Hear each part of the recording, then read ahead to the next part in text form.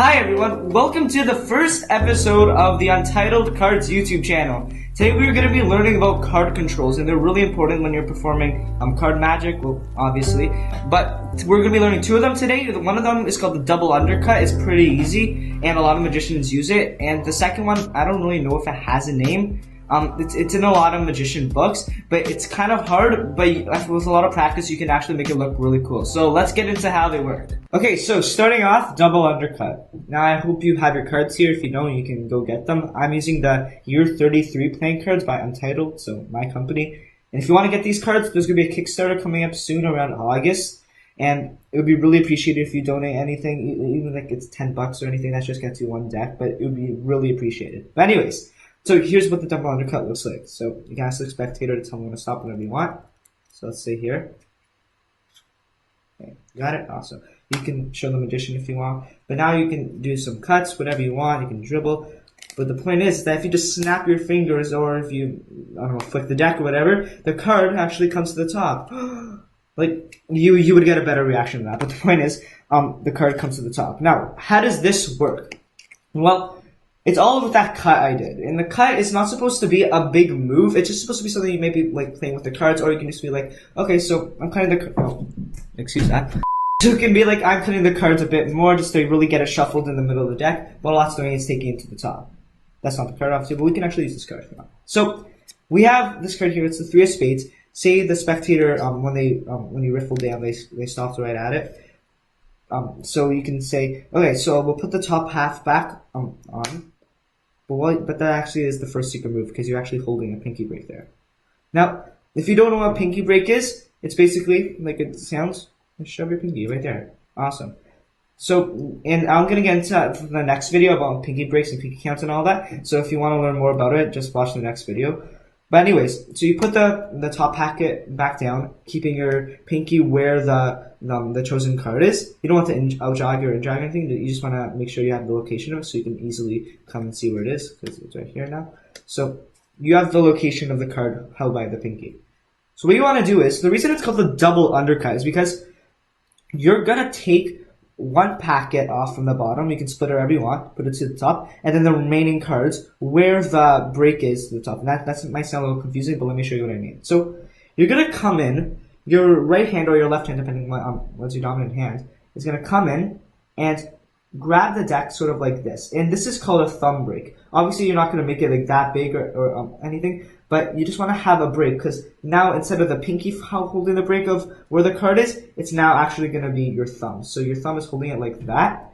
What you're going to do is, now since you're holding with the cards with just your right hand with the thumb break, and I'm just exaggerating something so you can see where the chosen selected card is, you're going to come in with your left hand. You're going to take off a bit of the bottom packet. So like that. You can go wherever you want. I recommend doing like around halfway so you can have even packets when you're bringing them up to the top. And then you're going to bring them to the top. So that's the first packet. And then your pinky, once the first packet is on top, is going to reach down and grab the second packet and bring that to the top. And then now the goes to the top. So in full motion, it would look like this. So cut, and then the pinky comes in, cut. And that brings it to the top. So that's pretty cool. Obviously, there's a little bit of angles. Angles are not really important, especially if you're keeping a small break. But if you're still starting off and you want to have a big break, keep in mind that you don't want to flash the back or like the sides, because you can still see it like that. So really, like front looks best like that, because even if I'm doing it, you still really can't see it. So that's the double undercut. Let's get into the second control. Okay, so for the second control, I don't know the name of it, but it's in a magic book. I think I've been taught it. I might not, don't take my word for it, I might be wrong, but anyways, it looks like this. So you can tell the spectator to stop wherever you like, say here. So this is the card they stopped on. You can push it up, you can out-jog it like that. The point is you want to get it right here. You say, okay, so here's the card. Okay, awesome. So leave it sticking out there. We'll push it in now. But that's it, because now the card is to the top. So this is a really cool control. I use it a lot. It's a little angle sensitive and it's a little hard, but you gotta really practice it because then it looks awesome once you nail it. So let's get into how this works too. So let's use any card you want. Let's say, okay, so it's Six of Hearts. You can start off by asking the spectator to riffle and stop wherever you want, or you can just say, okay, so here's the top card. We'll put it somewhere in the deck and do the move, and then it comes to the top. But let's say now we're in this position. So we have the Six of Hearts, out jog. what you want to do is, with your middle finger and your thumb, you're going to want to take the packets that's on top of the outdraw card and put it as a 90-degree angle. And as you're doing that, you're going to switch the middle finger for the pointer finger and index. Watch. Just like that. The thumb is still supporting it from the back, and the index is on top of the card here. And you don't want to put it to the very bottom, because you want to put it right here where it's still in contact with the second card from the outdraw. So it would be like this. So like that. Okay? Because now what you're going to do is, this pointer finger is gonna slide underneath this the outdrawn selected card. So how do you do that? It's a little tricky, but let me get into it. So you take the top packet, you switch it. What you want to do is, there's gonna your index finger on your other hand is gonna be in contact with the selected outdraw card. And what you can do to help is, you can just push up a bit. I find that really helps. It's something subtle, but it helps. And also the thumb here on the opposite side can sort of bevel it a bit. You don't want to do it too much, because that doesn't work. Just a teeny bit. So, oops, sorry. So what you want to do is, you want to put a little bit of pressure with the index, a little bit of pressure with the thumb, because that sort of bevels it. You can see here, it sort of gives it space for this card now to slide out. So let me show you this one more time. So select the card, go somewhere in the middle, you grab with the slide, switch with the index, put a little pressure, and slide it in, just like that. And as a pointer, you don't want the rest of these fingers to be sticking out weirdly in the back, because if I do this from the back, it looks sort of weird. You just want it to be natural. Like, you don't, if it looks weird, if you're clenching with the fist, don't do that. But it's something natural, just like that. So now you're in this position, and this other packet now is also in contact with the rest of the bottom packet here. So it's sliding up and down, and that's why it's going to help really slide this card out and switch the card to the top. Now that might look a little confusing. Let me just get into that one more time. So you switch, slide under. So now what you want to do is, the thumb here, the right hand thumb, is going to apply pressure into this packet right here, and that's going to apply pressure right there. And what that's going to do is, that's going to cause some of the cards there, it's hard to do this like this, but to slide out. Now it's not going to look exactly like that, because you're going to have you're going to do those other moves. Let me show you what I mean with the whole move. So you have the 6 of hearts, that's the selected card, slide under.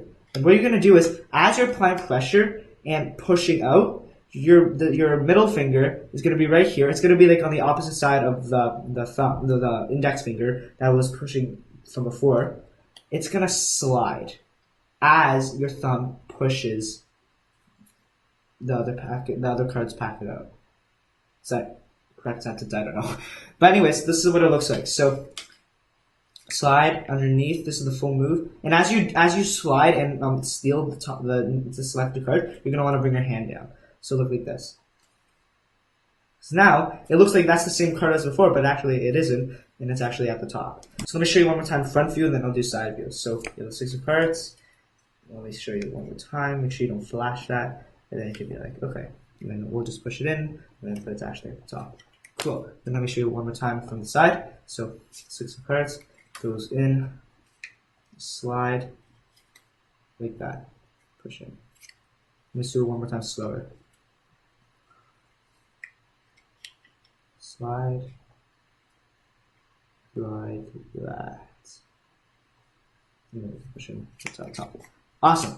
So those are the 2 card controls. I hope you liked them. That second one is going to take a lot of practice, but it looks so cool once you actually nail it. And the double undercut is perfect. Like, people might be thinking, oh, that's too beginner, but it actually fools like really skilled magicians. It's such a simple move, but it has such a big impact, and it can really help you a lot. But anyways, those are my card controls. There's a whole bunch of other ones out there, but if you want to learn them, go check them out. A whole bunch of other YouTubers teach a whole bunch of cool different card controls. But anyways, it's a lot of talking. I'll see you guys in the next video. I think next time we are going to be doing pinky breaks and pinky counts.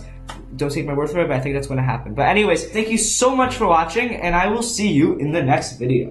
Bye.